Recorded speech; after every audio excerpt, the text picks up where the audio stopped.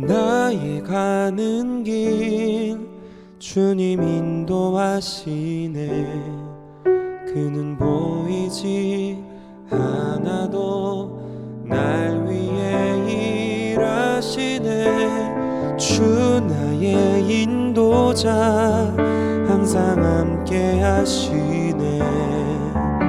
사랑과 힘 베푸시며 인도하시네.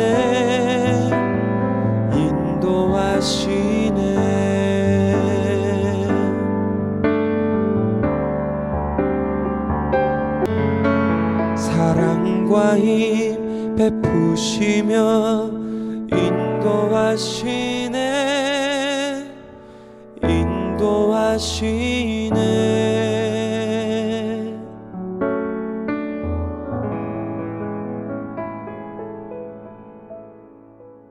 네, 주일 아침이 되었습니다. 빌립보서에 보니까 기뻐하고 기뻐하라. 내가 다시 말하노니 기뻐하라. 빌립보 감옥에 갇혀있던 사도 바울의 이야기입니다. 세상의 환경이 좋아서 기뻐하는 것이 아니고 우리가 받은 하나님의 은혜와 그 하나님의 능력이 놀랍고 우리를 살리는 또 힘이 되기 때문에 환경에 관계없이 우리에게 기뻐하라 명령하십니다. 이 주일 아침에 우리가 기쁨으로 한 3분 정도 하나님의 임재가 있는 예배가 될 수 있도록 우리 마음의 준비를 하며 하나님께 나아갑니다. 주님 감사합니다. 능력으로 우리를 일으켜 세우시고 주의 권능으로 우리를 통치하시옵소서. 나라가 아버지의 은혜가 우리 안에 임하기를 원하옵나이다. 아버지의 우리 마음이 준비되고 정결한 마음 깨끗한 마음이 되기를 원합니다. 주님을 아는 마음이 되게 하시고 주님을 사랑하는 마음이 되게 하시고 은혜를 사랑하는 마음이 되게 도와주십시오. 마음과 뜻과 정성을 다하여 주님을 바라보고 아버지의 위대하심을 노래합니다. 아버지의 크심을 자랑합니다. 아버지의 사랑을 기뻐합니다. 아버지의 능력을 기뻐합니다. 통치하시고 사랑하면서 자유한 은혜가 우리 심령에 넘치도록 역사하시옵소서. 마음이 준비된 마음이 되기를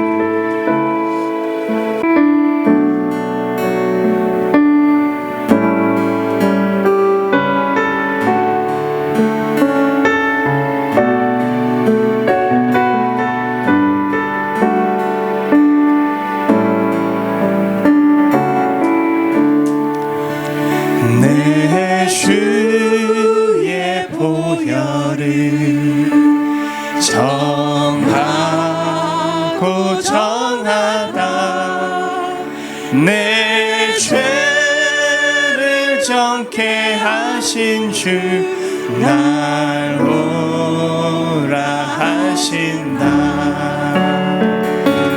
내가 주께로 지금 가오니 십자가의 보혈로 날 씻어 주소서. 약하고 주해도 주께로 나가며 힘 주시고 내 주함을 고치서 주시네. 내가 주께로 지금 가오니 십자가의 보혈로 날 씻어 주소서. 내 기도 소리 들으사 다 허락하소서. 내가 주께로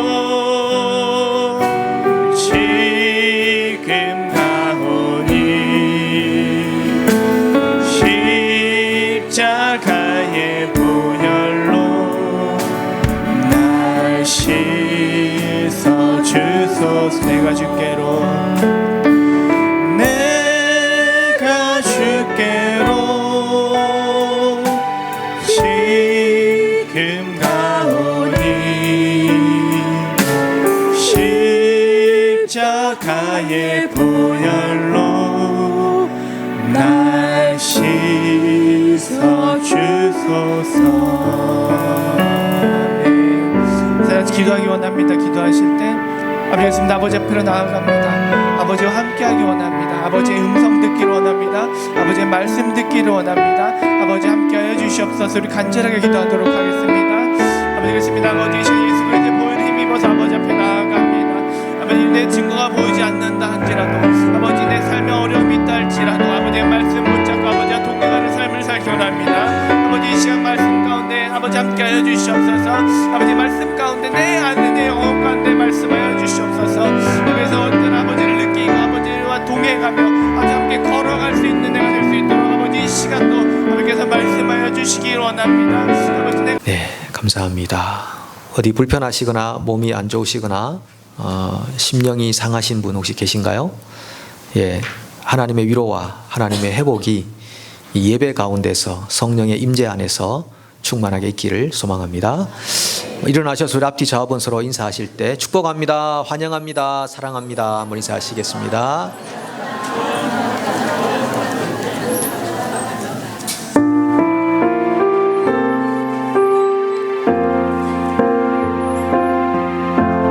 나의 생명을 드리니 주 영광 위하여 사용하옵소서. 내가 사는 주의 찬양하며 제물 되리. 나를 받아 주소서.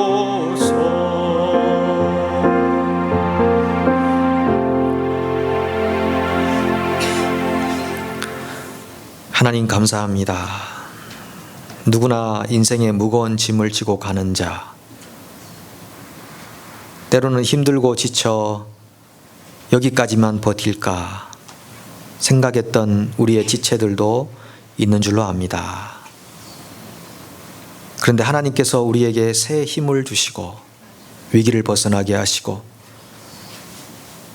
연약함을 강하게 도와주셔서 오늘 이렇게 하나님 앞에 예배 드릴 수 있게 하심을 감사합니다. 하나님께 나오면서 물질을 들고 왔습니다. 하나님, 우리가 일할 수 있는 힘을 하나님이 공급해 주셨습니다. 직장도 주시고 사업도 주시고 재물을 벌 수 있는 지혜도 주셔서 감사합니다. 우리의 힘과 능으로 했다고 우리가 어리석게 자랑하지 않게 도와주시고 하나님께서 우리에게 재물 얻을 능을 주셨다고 고백할 수 있게 하여 주시옵소서. 하나님, 물질이 주님의 것이며 우리 인생이 주님의 것입니다. 그 어느 것 하나도 하나님의 것이 아닌 것이 없음을 고백합니다. 우리가 하나님께 나아갈 때 정결한 마음과 깨끗한 영으로 하나님을 예배하게 도와주셔서 우리가 이 시간 이 예배가 나에게 포커스가 된 예배가 아니라 하나님께 중심을 드리는 예배가 되게 하여 주시옵소서. 이번 한 주간도 살아갈 때에 어떻게 하나님 중심의 인생을 살 것인가, 주님 우리를 인도해 주셔서 진정한 거듭난 신자로 매일매일이 새로운 하루가 될 수 있도록 역사해 주시옵소서. 감사드리며 예수님의 이름으로 축복하며 기도합니다. 아멘. 오늘 하나님께서 우리에게 주시는 말씀은 스가랴 14장 20절과 21절 말씀입니다. 구약성경 1326페이지에 스가랴 14장 20절과 21절, 우리 다 함께 봉독하시겠습니다. 그날에는 말 방울에까지 여호와께 성결이라 기록될 것이라. 여호와의 전에 있는 모든 소치 제단 앞 주발과 다름이 없을 것이니 예루살렘과 유다의 모든 소치 만군의 여호와의 성물이 될 것인즉 제사 드리는 자가 와서 이 솥을 가져다가 그것으로 고기를 삶으리라. 그날에는 만군의 여호와의 전에 가나안 사람이 다시 있지 아니하리라. 아멘.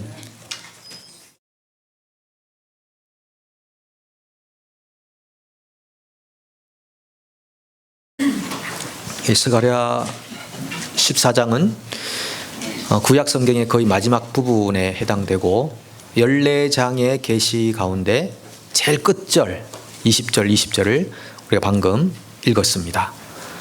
바벨론 포로 이후에 유다 백성들이 유다 땅에 돌아와서 다시 성전을 재건하고 무너진 성을 다시 건설하면서 하나님이 자기 백성에게 주셨던 아주 중요한 환상과 비전이 이 스가랴서에 기록되어 있습니다.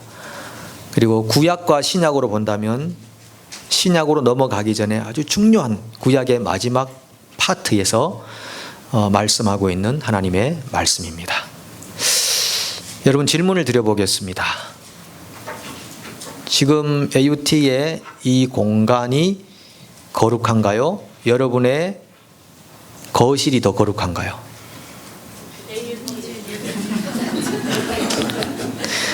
우리 교회는 참 대답을 잘하셔요. 네. 여기 있는 스크린 컴퓨터 뒤에 있는 장비가 거룩합니까? 여러분의 집에 있는 장비가 더 거룩합니까?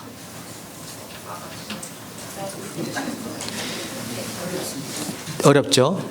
제 스마트폰이 더 거룩합니까? 여러분의 스마트폰이 더 거룩합니까? 네? 네, 제게 더 거룩하다고 얘기합니다. 장가 잘 갈 것 같아요. 자, 이 이야기를 좀 나눠보려고 합니다. 여러분 성경을 계시라고 얘기합니다. 계시는 지식과 다른 겁니다.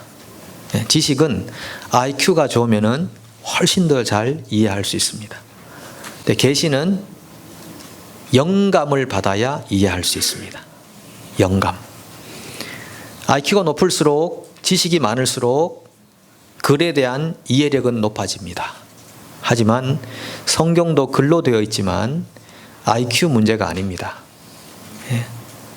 영감이라고 할 때 우리가 보통 inspiration이라는 영어 단어를 씁니다. inspire라고 단어를 씁니다. inspire, spirit하고 연관이 되어 있죠. 그 단어 자체가 그러니까 영적인 감동, 감화, 그걸 영감이라고 표현하지 않습니까?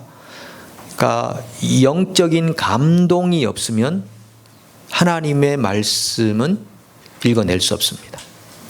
왜냐하면 지식이 아니라 계시이기 때문에 그렇습니다. 아무리 어린아이라 할지라도 하나님의 영감을 받으면 하나님 말씀에 대한 이해력을 가지게 되는 것입니다.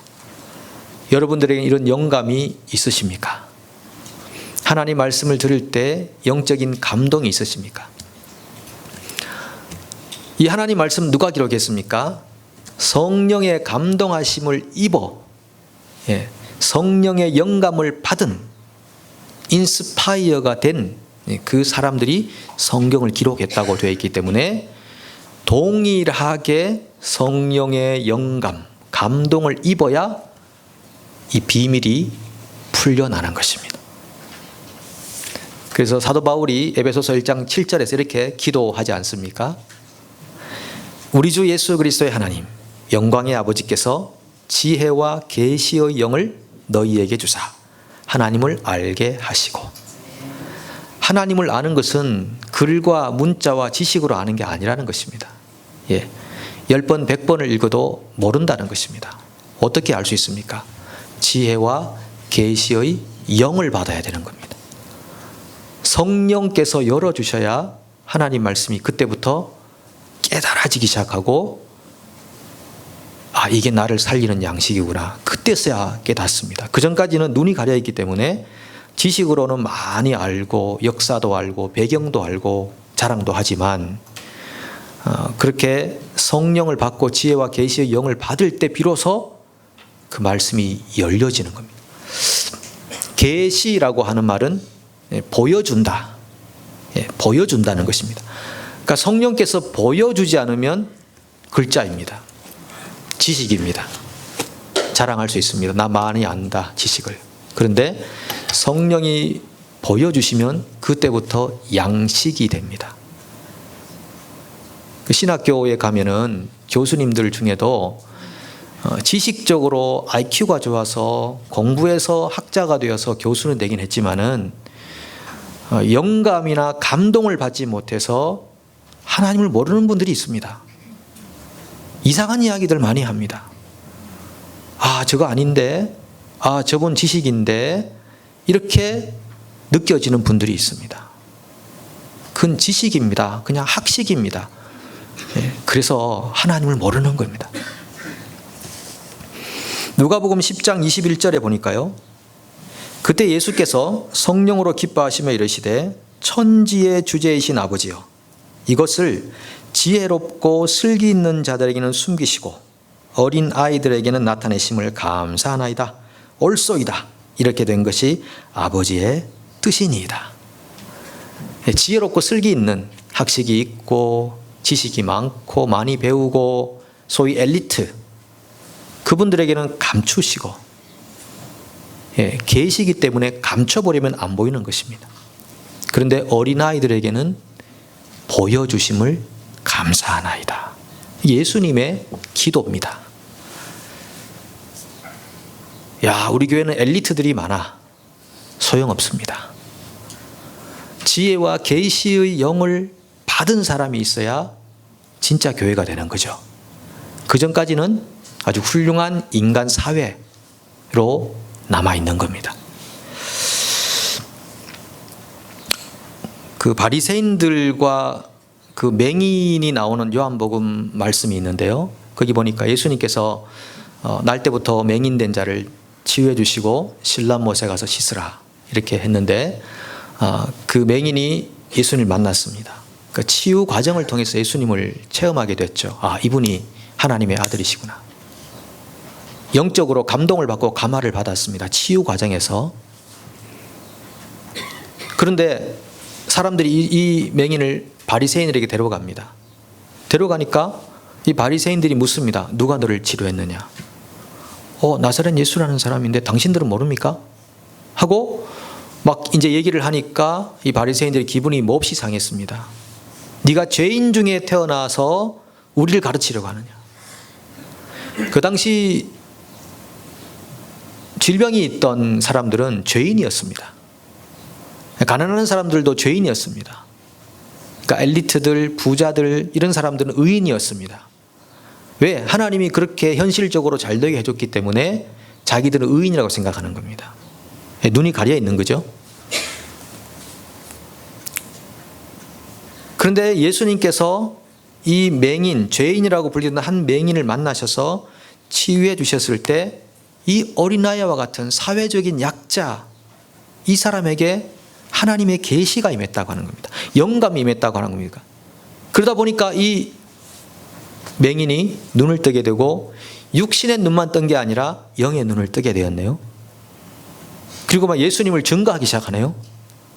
근데 이 바리새인들은 육신의 눈은 보겠지만 영적인 눈이 가려져서 예수님을 보지 못하네요. 이런 상황이 바로 예수님 당시의 상황이고 오늘 21세기의 상황입니다.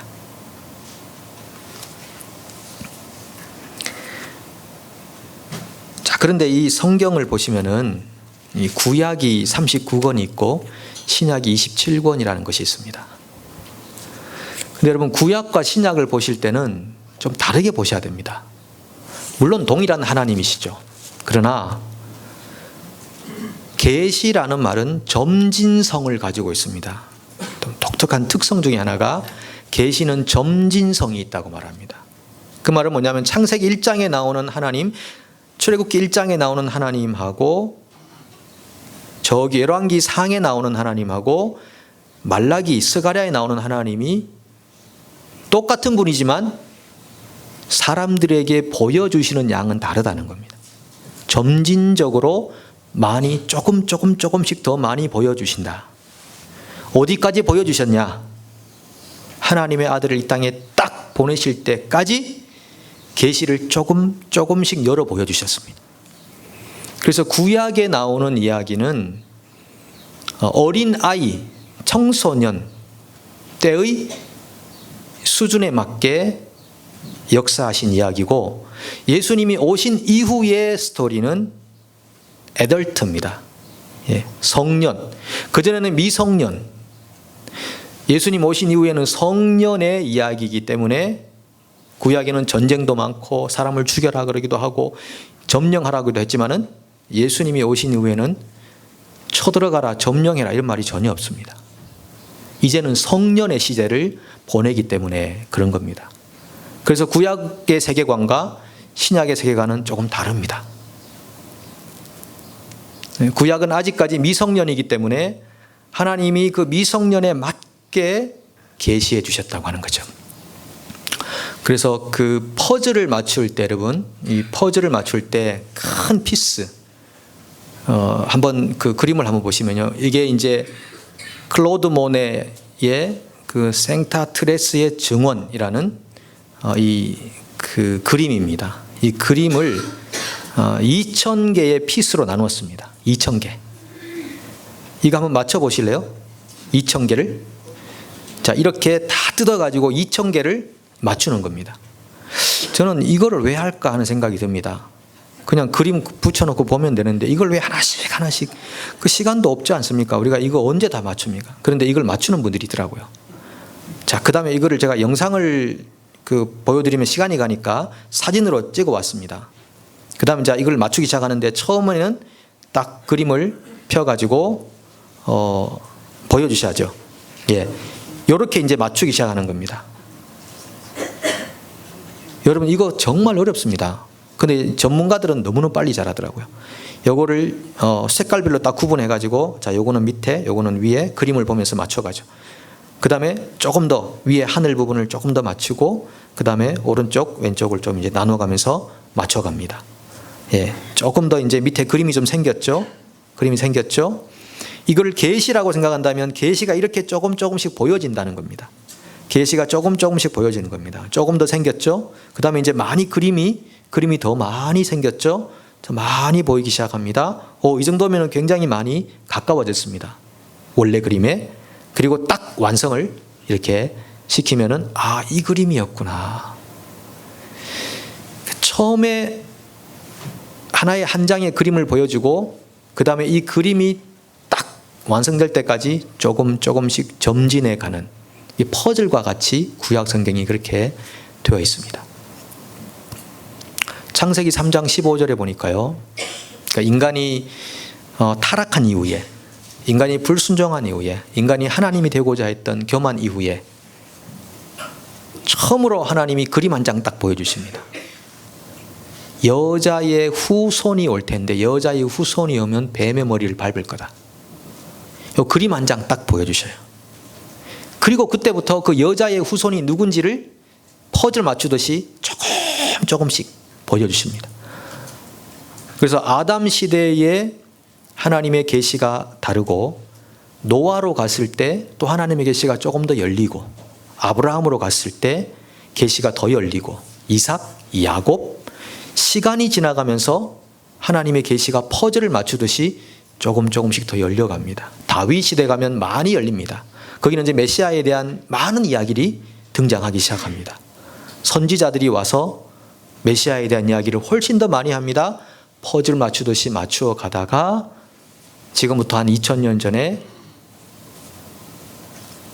베들레헴에서 하나님의 아들 메시아가 초림하심으로써 그 그림이 완성되었다는 거죠. 아, 이분을 보여주려고 구약이 이렇게까지 많이 얘기했구나. 미성년이기 때문에.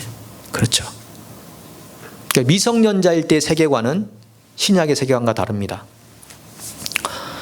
여러분 혹시 당구 쳐보셨습니까? 당구 안 쳐보셨습니까? 제가 고등학교 때만 해도 당구는 미성년자 출입 금지 공간이었습니다. 근데 제 친구들 중에는 미성년인데도 출입을 했었거든요. 선생님들이 밤에 막 야자 시간에 찾으러 가가지고 발견되면 정말 뭐 많이 터지기도 하고, 그때는 막 선생님들이 주먹으로 막 치던 때였습니다. 지금 같으면 동영상 찍으면 이건 완전히 그냥 뭐 감옥 갈 일인데, 제 친구 한 명은 막 여기 교실 선생님이 딱 들어와서 교실 앞에서 끝까지 때리면서 가더라고요. 근데도 맞으면서 또 뒤로 가요. 피하면 될 텐데. 워낙 많이 맞았기 때문에 보통 아프지가 않는 거죠. 근데 이게 93년에 미성년자 출입 금지는 위헌이라는 헌법재판소의 재판이 결과가 나왔습니다. 그때부터는 미성년자들도 당구장 출입을 할 수 있습니다. 근데 왜 미성년자들은 당구장에 못 가게 했을까? 그 당시는 흡연하고, 그 다음에 또 많이 이제 거기가 좀 깡패 같은 사람들이 좀 많이 갔었습니다. 혹시 그 시절에 다니신 분들을 제가 깡패라고 하는 거 아닙니다. 나중에 또 이미지가 그랬습니다. 이미지가. 근데 제가 대학을 들어간 다음에 친구 하나가 여름 방학 때 오더니 자기 당구 배웠다고. 고등학교 때까지는 당구를 못 쳤는데 배웠다고 하면서 치자고 해서 30으로 이제 시작을 했습니다. 저도 교회 친구들끼리 거의 뭐 같이 놀았으니까요. 가도 올까 주시기 바랍니다. 30부터 해가지고 치다 보니까 한 200까지 이제 가게 됐는데, 여기 잘 하시는 분들은 200은 숫자가 아니지만은 30이 볼 때는 200은 조상입니다. 이 할아버지. 마세이라고 하시나, 이렇게 공을 탁 찍어 치는 거. 그걸 하다가 제가 이제 그만하고 신학교를 들어가는 바람에 끝났습니다. 예. 제가 우리 신방하다 보니까 어떤 분이 400인가 500 하신다고 그래서, 아마 제가 기억하기는 어떤 분인 것 같은데 지금 말씀드리기는 그렇고, 우리 형제들 그 시간 되면 한번 대회 한번 하시죠. 그런데 대학 들어가서 당구를 쳐보니까 이게 미성년이 못 갈 곳이 아니더라고요. 이제는 스포츠가 되었습니다. 그리고 흡연 금지 구역이 됐습니다. 가서 당구를 할 수 있는 그런 때가 된 거죠. 그런데 미성년일 때는 못하게 했지만 성년이 되고 나면은 해도 괜찮구나, 이걸 알게 되는데, 이게 마치 구약에 있어서 하나님이 하셨던 명령들이 대부분 다 금지 명령들입니다. 613개 중에서 365개, 여러분 해필 왜 365개일까요? 매일매일 금지하는 겁니다. 구약은 금지 명령이 훨씬 많고, 신약에도 명령들이 300개 이상 나오는데 대부분 다 시행 명령입니다. 해라, 하라고, 사랑하고, 도와주고, 돌보고, 다 그렇게 나오는 거예요. 왜냐하면 구약의 세계관과 신약의 세계관이 다르기 때문이죠. 자, 구약의 세계관에서는요, 무엇이 더 거룩하냐? 성전이 거룩하고 성전 밖은 거룩하지 않았습니다. 성소는 거룩한 장소고 지성소는 지극히 거룩한 장소고, 공간으로 나눴다는 겁니다. 어떤 공간은 정말 거룩하고 어떤 공간은 버림받은 공간이고, 어떤 물건은 정말 거룩한 물건이고 제사에 쓰면은 정말 거룩한 물건이고, 어떤 물건은 아주 세속적인 물건으로 그렇게 구분해 놨습니다. 시간도 마찬가지죠. 절기를 지켜라. 6월절, 맥추절, 장막절. 이 시간은 정말 거룩한 시간이고 나머지 시간은 거룩하지 않은 시간으로 자꾸 나눴다고요. 그런데 여러분, 오늘 스가랴 14장 20절 21절이 뭐라고 하냐면 이 놀라운 혁명적인 얘기입니다. 놀라운 얘기입니다.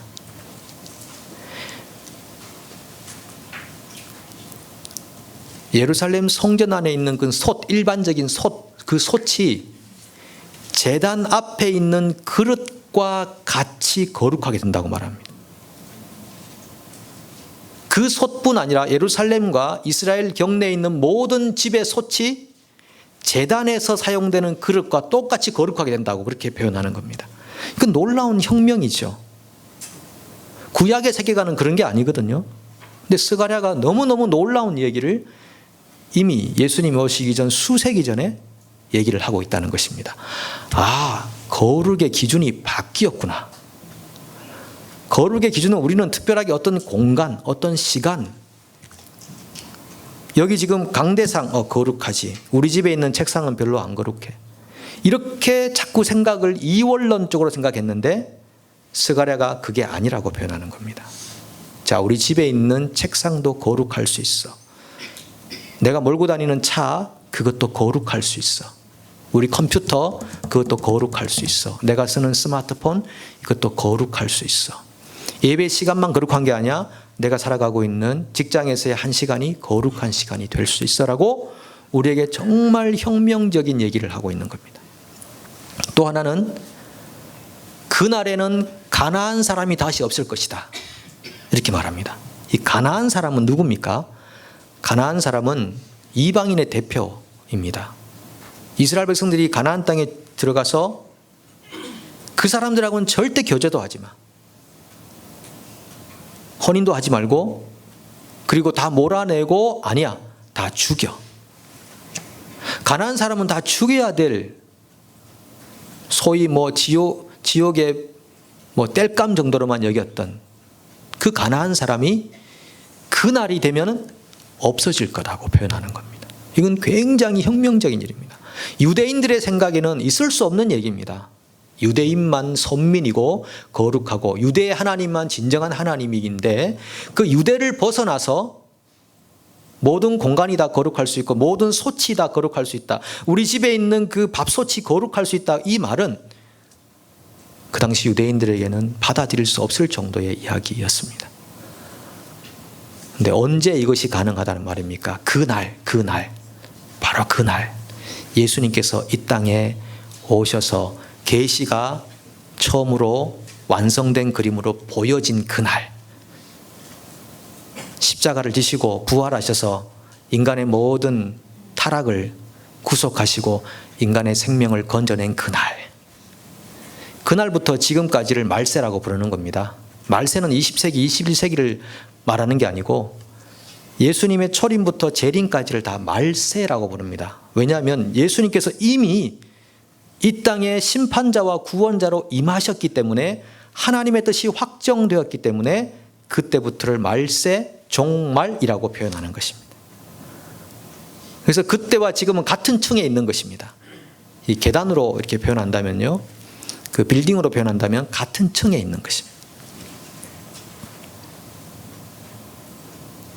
또 하나는 뭐냐면은 그때는 말방울에까지 여호와께 성결이라고 적혀질 거다.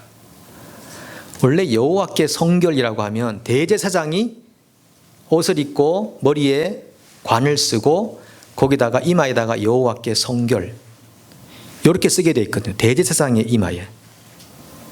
근데 그날에는 말방울, 말에 닿는 방울에까지 여호와께 성결이라고 적혀져 있다. 이야, 이제는 더 이상 인간 대제사장은 없다는 겁니다.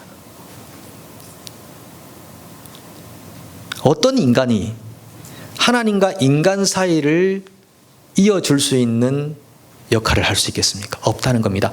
구약의 대제사장은 상징적인 인물이었습니다.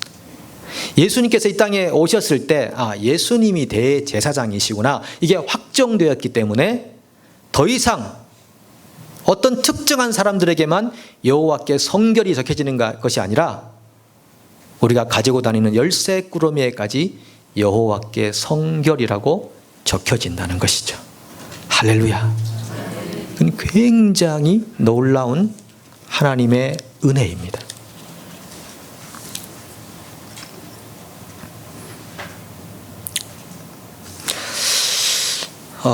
최근에 여러분 안타까운 소식 여러분 들으신 걸로 압니다. 우리 박지선 양, 개그우먼 박지선 양과 그 모친의 동반 자살. 너무 안타까운 소식이죠. 가장 충격적인 연예인의 자살은 여러분 혹시 누구셨습니까? 그죠? 최진실 씨. 그때 너무 충격받았습니다. 근데 그 이로 계속해서 연예인들이 스스로 목숨을 끊어버리고 있는데, 그 박지선 양이 좀 찾아보니까 그 여드름 치료, 고등학교 때 여드름 치료하다가 이게 피부가 상해가지고 연약해져가지고 이제 아무것도 바르지 못하는 이제 맨 얼굴로만 다녀야 되는 그런 아픔이 있었다고 하더라고요. 그 최근에는 또 무슨 다른 신병이 생겨가지고 치료하다가 더 이제 피부가 안 좋아지고 하니까 아마 너무 힘들어서 견딜 수 없어서 그랬던 것 같습니다. 그런데 그 이후에 이제 여러 가지 얘기가 나오는데, 그 중에 하나가 뭐냐면, 이 박지선 씨가 이게 화장을 안 하다 보니까 그 기본적으로 사실 이렇게 예쁜 얼굴은 아니잖아요. 근데 그 화장을 안 하다 보니까 다른 그 화장하고 나오는 개그우먼들과 또 비교, 또 차이가 더 났다. 이건 개인적인 얼마나 아픔이겠습니까? 여인으로서 화장을 못 한다. 근데 그러한 그 아픔을 모르고 그 박지선 씨에 대해서 댓글을 다는 겁니다. 소위 악플이라고 그러죠. 어떤 걸 다느냐? 이런 걸 다는 겁니다. 박지선 진짜 여자예요? 다들 여자라는데 저는 남자 같아요. 제발 알려주세요. 이 사람은 그냥 재미로 했을지도 모르겠습니다. 그냥 재미로 한번 쓰지 뭐. 이런 글들이 모여가지고 그 여인의 가슴에 계속 몫을 박는 것입니다. 나는 그냥 아무렇지 않게 그냥 댓글 하나 썼을 뿐이에요. 글 하나 옮겼을 뿐이죠. 자, 그 글을 뭘로 했을까요? 컴퓨터나 스마트폰으로 했을 거라고요. 자, 적습니다. 박지선 정말 여자예요? 저 눈에는 남자인데요. 알려주세요. 재미로 썼을 겁니다. 근데 그 글이 그 대상자에게는 얼마나 큰 상처였을까요? 그렇다면 이 스마트폰이 거룩합니까? 거룩하지 않습니까? 이건 거룩하지 않습니다. 이거는 죽이는 폰입니다. 죽이는 폰입니다. 근데 거기다가 어떤 분이 이런 댓글을 달았습니다. 버스 기사님께 인사하는 개그맨, KBS 본관, 별관, 경비 아저씨께 인사 잘하는 개그맨, 박지선은 개그맨 선후배 사이에서도 좋게 평가받고 있을 것이다. 내가 아는 박지선은 속이 깊고 겸손하고 남을 많이 배려할 줄 아는 사람이기 때문이다. 그것도 컴퓨터나 스마트폰으로 적었을 거라고요. 그 컴퓨터나 그 스마트폰은 거룩합니까? 거룩하지 않습니까? 거룩한 겁니다. 이제는 더 이상 어디에 있느냐가 거룩한 게 아니고, 어느 시간이냐 거룩한 게 아니고, 그것으로 무엇을 하느냐 하는 것이 거룩과 세속을 구분한다는 것입니다. 여러분의 차는 거룩하신가요? 그것으로 무엇을 하는가? 여러분의 집 거실은 거룩하신가요? 침실은 거룩하신가요? 여러분의 컴퓨터는 거룩하신가요? 그것으로 무엇을 하는가 하는 것입니다. 가장 많이 쓰는 스마트폰, 여러분의 스마트폰은 거룩하신가요? 그것으로 무엇을 하느냐에 의해서 거룩이 결정되는 것입니다. 아무리 교회 일을 해도 세속적으로 일할 수 있습니다. 아무리 자기 직업의 현장 이지를 해도 거룩한 일을 할 수가 있는 겁니다. 직업의 종류로서 거룩을 결정하는 것이 아니라는 것입니다. 제가 오늘 아침에 집에서 나오기 전에 소파에 앉아가지고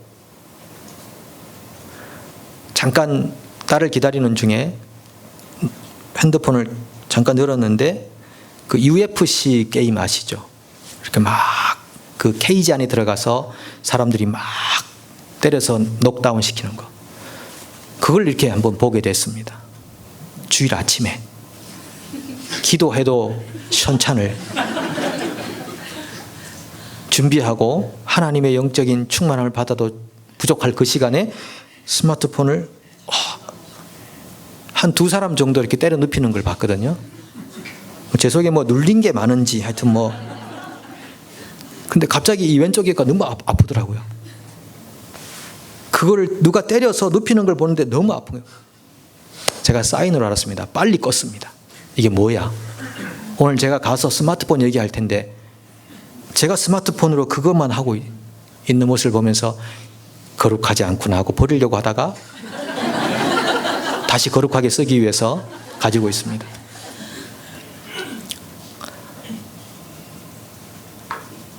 스가랴가 오늘 그 얘기를 하고 있는 겁니다. 여러분 집에 있는 모든 장비는 거룩하게 될 수 있습니다. 주방에 있는 모든 집기는 거룩하게 될 수 있습니다. 여러분이 타고 오는 차, 여러분의 시계, 스마트폰, 여러분이 사용하고 있는 거실 공간, 침실 공간, 그 모두는 거룩한 공간이, 거룩한 시간이 될 수 있습니다. 꼭 내가 교회 일을 한다고 거룩하지 않습니다. 여러분께서 살고 있는 그 현장, 직업, 사람을 대하는 방법, 직업을 운영하는 방법, 그 모두가 하나님이 칭찬하실 만한 거룩한 일이 될 수 있습니다. 우리의 인생이 죽이는 인생이 되는 것이 아니라 살리는 인생 되시기를 축복합니다. 우리가 하는 말이나 글이 한 영혼을 하나님께로 인도할 수 있는 인생 되기를 축복합니다. 함께 우리 2분 정도 우리 앉으셔서 같이 기도했으면 좋겠습니다. 우리 결단하면서 기도합니다. 하나님, 나의 일상이 살리는 인생 되기 원합니다. 하나님을 사랑하고 이웃을 사랑하는 명령에 순종하여 살리는 인생 되기를 소망합니다. 하나님, 내가 가진 모든 것이 거룩하게 쓰임받는 인생 되기를 소망합니다. 우리 3분 정도 같이 주님 앞에 기도하며 나아갑니다. 하나님 감사합니다. 아버지 도와주시옵소서. 인도하여 주시옵소서. 주님의 영광과 진리로 다스려 주시옵소서. 살아갈 수 있도록 도와주시옵소서. 거룩한 인생 되기 원합니다. 거룩한 공간, 시간 되기 원합니다.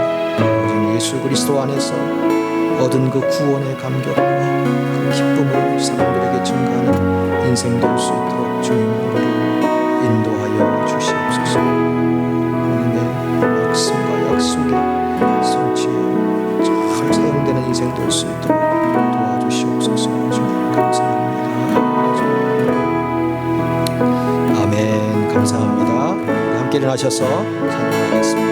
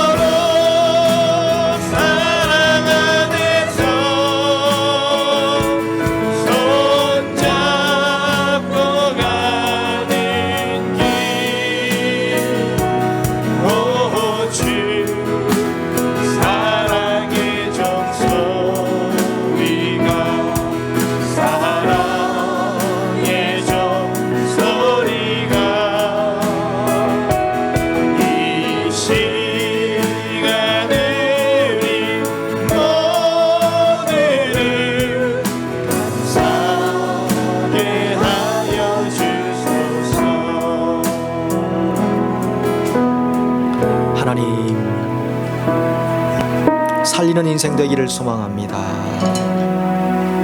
내 스마트폰도, 내 컴퓨터도, 내 책상도, 나의 침실도, 나의 거실도 거룩한 공간이 되기를 소망합니다. 나의 차도, 나의 모든 일상의 시간들도 하나님께 영광을 돌리는 거룩한 것들이 되기를 소망합니다. 예수님께서 이 땅에 오셔서 계시를 보여주시고 이제 우리는 다시 오실 예수님을 기다리는 중이오니 그 예수님 안에서 자유와 무한한 기쁨과 구원과 감격과 사랑을 경험하게 도와주시옵소서.